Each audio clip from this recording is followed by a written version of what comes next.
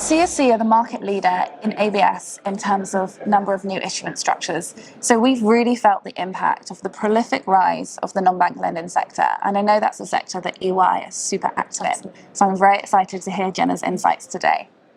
Hi, I'm Catherine McGrath, EMEA Head of Relationship Management at CSC. So I look after the existing book of business that we have, which is a rather large portfolio. And we collaborate often with Jenna Picken.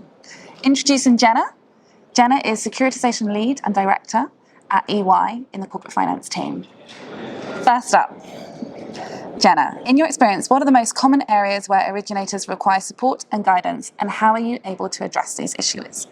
So I think it's really important to recognise that every client, every issuer is unique and has their own set of experiences and their own setup. So it's really important for us as advisors to make sure we tailor the support and guidance that we provide to that client and to their experiences. So for some clients, that might be helping them understand the end-to-end process of securitising. There's lots of work streams that are involved, lots of things to get done. So we can provide help and guidance with that. I think for less experienced originators, we can support them in perhaps understanding some of the structural features that might be different to how their current financing structures work. And we do lots of work with originators on that. And then one thing that's common across all types of issuers is data. So for those that haven't reported under securitisation regulations before, it's familiarity with the data and the templates. It's also how to present that data best to your banks and investors and to rating agencies. So we spend quite a lot of time with our clients helping them on the data work stream.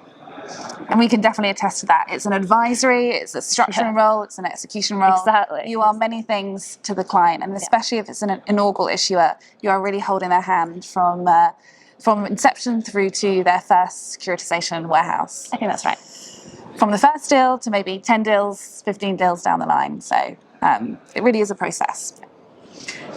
Next question, Jenna. How do you work with clients to tailor debt advisory solutions to their specific needs and objectives?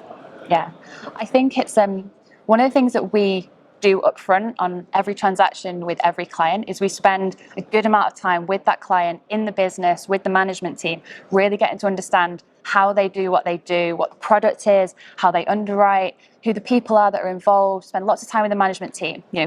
We pride ourselves on being an extension of that team in a transaction. We're not just transactional, and therefore building those relationships with the management team is really, really important, and really understanding the product and the business. I think one of the really important questions that we ask up front is, what do you want to achieve out of the transaction? Because there can be many reasons that people want to do a securitization, whether that be a private warehouse or a public deal. And so really understanding what the client wants to get out of the transaction is really important. And then as we go through the transaction, keeping that at the forefront of mind and making sure that the structure that is being put in place is delivering to that is really key. Thanks, Jenna. What are the top tips you would give to new issuers coming to market? So I think there's probably three key areas that I would immediately go out with. I'd say planning is really key. So as I said earlier, there's lots involved in getting a securitization done, whether that be a private warehouse or whether that be a public transaction, lots of work streams, lots of third parties involved, the likes of yourselves. So planning and having a really good plan with key milestones is really, really important. And understanding who's going to be responsible, whether that's in the team or with your advisors, for delivering on each of those milestones is also really key. To make sure that everything gets done and you don't get down to the last minute and there's something which may seem quite minor but is really critical that needs to be done and that person's not there. So then that's the first thing. I think the second thing for a debut issuer is actually spend some time before you want to come and bring the transaction, actually going around educating investors on who you are, what your business does and what your product is. And then that can make it much more easy when you actually come to selling the transaction. The investor already knows you, already knows the business, and they can concentrate just on the transaction itself, what assets are in here and the analysis that's been done. They're not trying to understand, okay, are you a consumer loan provider? Do you do second charge mortgages? Do you do autos? How do you underwrite? All of those questions, ideally, you want them to have a good feel for that before you get into actually running the transaction. And then I think thirdly, if you surround yourselves with people that you can turn to for advice during the process, and that can be, say, advisors like ourselves, but also your third parties at your point, your lawyers, your corporate service providers, lots of other people. For debut issuers who haven't done this type of structure before, you want to be able to ask those questions of the people that are involved and not just assume something is what is happening. So I think having people that you know and trust around you to be able to bounce ideas off and ask questions is really, really key. And just picking up on a point you said there, it's an educational process for new issuers. Yeah. And it's similar our side. Often they haven't come across what an orphan SPV is. It's a fairly abstract concept.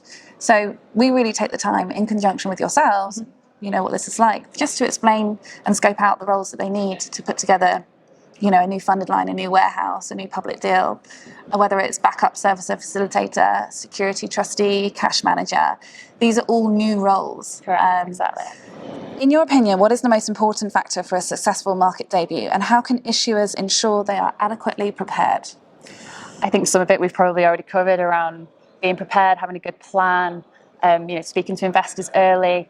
But I think all of that comes down to just being ready. So, we've seen over the last 12 to 18 months, markets can be quite volatile, and you never know when the right window may pop up to do your transaction. And similarly, when markets may close, the market might not always be the most conducive to doing a deal, particularly a debut deal, at the point that you're then ready. So I think being ready as early as you can. And I think for a debut issuer, that's around, have you gone through all of your data? Can you do your reporting? Have you prepared your investor presentation? Have you done that kind of getting to know investors? Have you got your third parties lined up, or do you know the right people that you're going to go to? So I think being as ready as you can so that when the right window comes along, you have less things to do in order to actually execute in that window. So timing is everything. Timing is key, yeah. Jenna, thank you so much. No, you're very welcome. Thank you. Today.